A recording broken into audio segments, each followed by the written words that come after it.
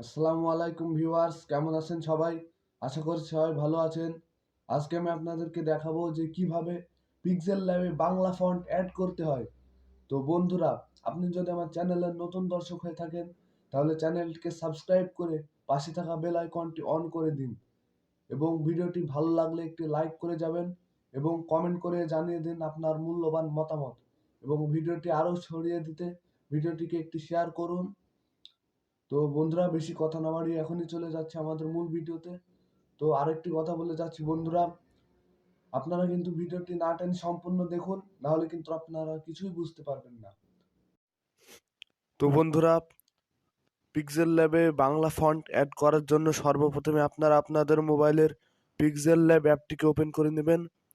Open করে নেওয়ার পর এখান থেকে আমি আপনাদেরকে দেখিয়ে দিচ্ছি কিভাবে বাংলা ফন্ট অ্যাড করতে হয়।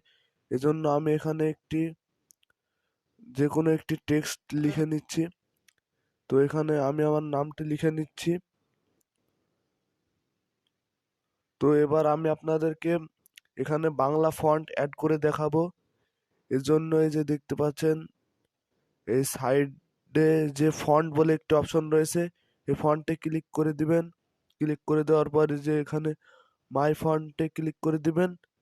এরপরে যে সাইডে একটি ফাইলের মতো অপশন দেখতে পাচ্ছেন, এখানে আপনারা ক্লিক করে দিবেন।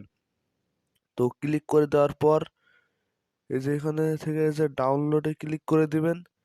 এরপর এই যে আপনাদের এখান থেকে যে ফন্টটিকে ডাউনলোড করে রেখেছিলেন, সেই ফন্টটিকে আপনারা এখান থেকে অ্যাড করে নেবেন। তো আমি এখান থেকে আমার ডাউনলোড করা ফন্টটি এখান থেকে আমি অ্যাড করে নিচ্ছি। এই জন্য ফন্টের উপর ক্লিক করে দিলে কিন্তু আপনাদের ফন্ট এখানে অ্যাড হয়ে যাবে। এরপর আপনারা যদি একটি ফন্টের উপরে যদি আপনারা টাচ দেন, তাহলে কিন্তু আপনাদের ফন্টটি আপনাদের লেখাতে অ্যাড হয়ে যাবে। তো দেখতে পাচ্ছেন এখানে কিন্তু আমার নামে কিন্তু সেই বাংলা ফন্টটি অ্যাড হয়ে গিয়েছে। তো বন্ধুরা, বাংলা ফন্ট কিভাবে ডাউনলোড করতে হয় আমি এর আগে আমার একটি ভিডিওতে দেখিয়েছি। তো আপনারা যদি বাংলা ফন্ট ডাউনলোড করতে চান, তাহলে কিন্তু আপনারা সেখান থেকে ডাউনলোড করে নিতে পারবেন।